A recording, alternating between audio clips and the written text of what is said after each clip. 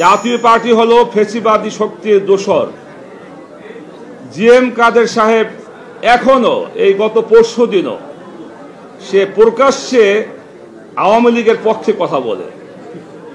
এখনো আমি জানি না সে কোথায় এত সাহস পায়। এই অবস্থায় আমরা সকলে ফেসিবাদ বিরোধী শক্তির বিরুদ্ধে ঐক্যবদ্ধ।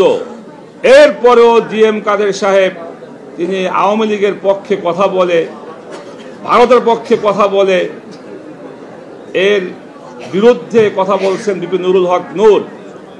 অতএব এই কথা বলার কারণে তাকে যেভাবে আক্রমণ করা হলো, এর নিন্দা জানে কোনো লাভ নেই। ইনশাআল্লাহ আমরা পরবর্তীতে সুযোগ পেলে আমরা এর প্রতিশোধ আমরা নেব ইনশাআল্লাহ।